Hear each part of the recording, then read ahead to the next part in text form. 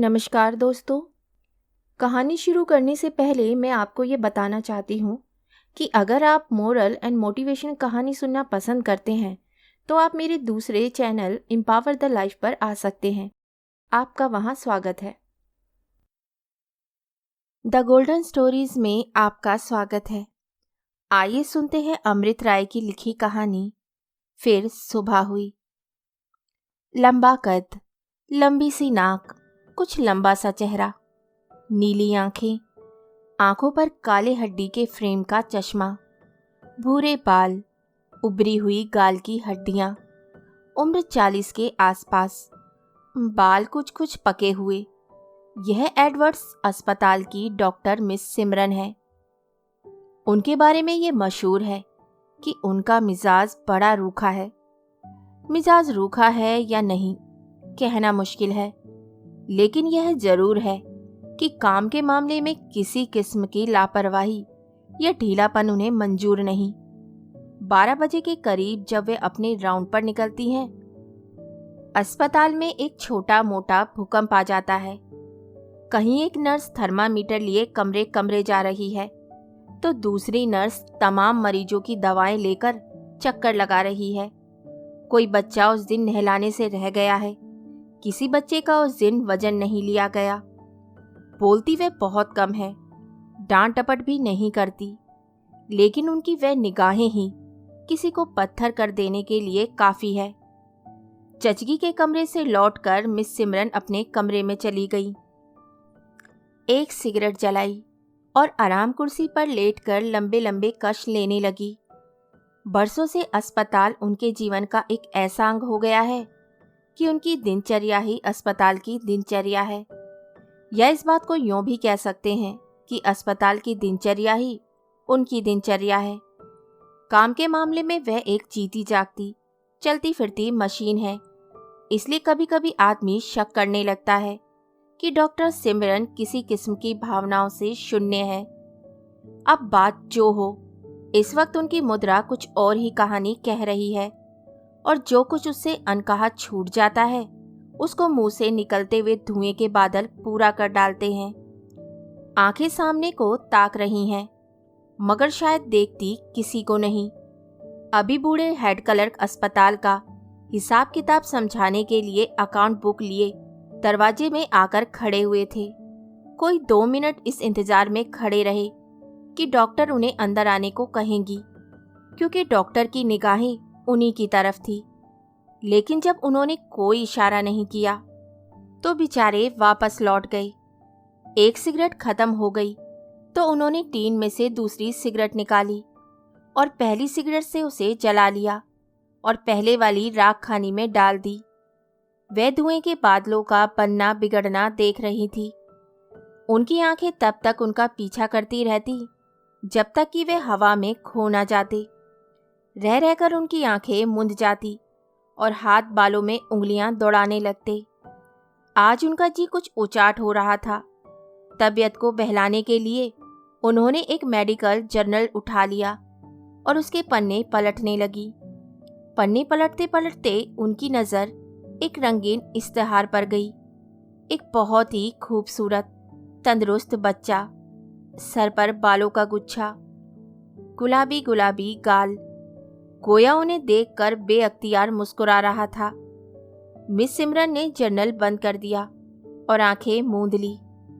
फिर खूब खींच खींच कर सिगरेट पीने लगी। फिर उठकर बरामदे में बाहर आ गई। उनकी प्यारी सनफ्लावर राजकन्या के समान बाहर बगीचे में खेल रही थी। उसके बड़े बड़े कान जमीन को छूते थे और उसकी खाल चमक रही थी। उसका अंग अंग फड़क रहा था। मिस सिमरन ने उसको आवाज दी। वह झट दौड़कर आ गई। उन्होंने लपक कर उठा लिया, उसका गाल अपने गाल से लगाया, उसके बालों में हाथ फेरा। जी कुछ कुछ बहला तो, मगर फिर भी तबीयत साफ ना हुई। उनका चिरसंगी सिगरेट मुंह से लगा हुआ था और आकाश की तरह स्वच्छ नीली आंखों में आकाश का सा ही सूनापन भी था। शून्य सी उस शांत झील में अगर कोई चीज थी, वह थी अव्यक्त व्यथा की एक चटुल शफरी। जिसे उन्होंने कब तक मृत जान लिया था, मगर जो अब भी कभी कभी नई नई सान पर चढ़ाई हुई चमचमाती छुरी की तरह नीले पानी का दिल चीर देती है। उनसे कोई 10 गज की दूरी पर उस बच्ची का भाई खेल रहा था, जो आज उनकी देख रेख में धरती पर गिरी थी। यह लड़का भी आज से 3 साल पहले। लड़का क्या था? सचमुच गुलाब की एक कली, गोरा चिट्ठा जिस्म, हल्के गुलाबी गाल, घुंघराले बाल, गोल गोल हाथ पैर, बड़ी बड़ी चमकदार आंखें। डॉक्टर सिमरन को लगा कि वही मेडिकल जर्नल वाला बच्चा यहाँ भी उनका पीछा कर रहा है, मगर वह तो उनका नहीं, एक तितली का पीछा कर रहा था। अस्पताल से लौटकर जब वे अपने घर पहुंची तो उन्हें ऐसा महसूस हुआ कि वे घर ही उनकी कब्र है। अपने बोझिल पैरों को घसीटती हुई जब वे कपड़े बदलने के लिए अपने ड्रेसिंग रूम में गई तो उन्होंने उसे ऐसी अजनबी निगाहों से देखा जैसे शहर से बहुत दूर कहीं किसी खंडर को देखने आई हो। कमरे की शहतीरों और कॉर्निसों को भी उन्होंने बहुत गौर से देखा कि कहीं चमगादड़ तो नहीं लटक रहे हैं, कहीं अबाबिलों ने घोंसले तो नहीं बना रखे। चमगादड़ कहीं नहीं था, मगर उसकी शाह डरावने मौतनुमा पंखों की फड़फड़ाहट उनके कानों में बज रही थी। अभी उन्होंने कपड़े भी नहीं बदले थे जब बैरे ने बाहर से आवाज दी, मेम साहब, मेज लगा दी है। बैरे की आवाज भूख प्यास और जिम्मेदारियों से शल इस धरती की आवाज थी। वह उठी, मगर आज शीशे के सामने जाने की उनकी हिम्मत नहीं हुई। वह कद्दे आदम आईना वहां उस कोने में रखा हुआ था। माना कि उनकी जवानी ने अभी आखिरी अलविदा उनसे नहीं कही है, यानी माना कि अभी उनके दिल में उमंगे जिंदा हैं और जिस्म से कभी कभी प्यास की चिंगारियां छूटती हैं, जो एक एक रग और रेशे को तिलमिलाहट से भर देती हैं। लेकिन वह उस आईने का क्या कर लेगी अगर किसी के चेहरे की एक झुर्री ने, मिस सिमरन जानती है कि वह उनका चेहरा नहीं है, या किसी के एक सफ़ेद बाल ने, वह बाल उनका नहीं है, उसमें से झांक कर उन्हें मुंह चिढ़ा दिया। नहीं, वह आईने के सामने नहीं जाएगी। क्या आईने के सामने गए बगैर कपड़े नहीं बदले जा सकते? मेज पर खाने की चीजें बहुत थी, मगर मेज सूनी थी, निचाट सूनी। जानवर और आदमी में यही तो फर्क होता है। जानवर खाने का भूखा होता है, आदमी खाने से ज्यादा संग-साथ का भूखा होता है। मैंने सारी जिंदगी जानवरों की तरह पेट भरा है। मेरी जिंदगी जानवर की जिंदगी है। हाँ, यही सही है कि मैं कभी कभी दोस्तों को खाने पर बुला लेती हूँ। अभी पिछले एतवार को ही मैंने मिस सिल्विया को बुलाया था। उसके पहले वाले इतवार को जेन का परिवार आया था। यहाँ जेन बैठी थी, वहाँ उसके सामने उसका पति बैठा था। इधर, हाँ, इसी जगह पर जेन की वे प्यारी प्यारी सी लड़की स्ट्रॉबेरी बैठी थी। वहाँ स्ट्रॉबेरी के सामने निक्सन बैठा था। निक्सन किस कदर शरीर है। उस दिन मेज कैसे भरी भरी सी लगती थी, और आज और सदा। मैं उस दिन भी इस जगह बैठी थी, आज भी इसी जगह बैठी हूँ, और जिंदगी भर इसी जगह इसी तरह बैठी रहूंगी। काश कि कोई मुझे पत्थर कर देता। मेरी मेज पर एक भी चीज कभी क्यों नहीं टूटती, एक भी रकाबी, एक भी गिलास। उस दिन स्ट्रॉबेरी के हाथ से छूटकर एक गिलास टूट गया था। गिलास कीमती था, मुझे प्यारा भी कम ना था, लेकिन उसके टूटने से उस दिन मुझे रत्ती भर भी दुख नहीं हुआ, बल्कि अंदर ही अंदर मुझे अच्छा लगा, बहुत अच्छा। खाना खाकर डॉक्टर सिमरन ड्राइंग रूम में गई और रेडियो खोलकर वहीं सोफे पर बैठ गई। जैज से उनको सदा से बड़ी नफरत है। उसको वे हफ्सियों की हुल्लड़बाजी कहती है। लेकिन आज उनको वही अच्छा लग रहा था। जैज सचमुच बहुत अच्छी चीज है।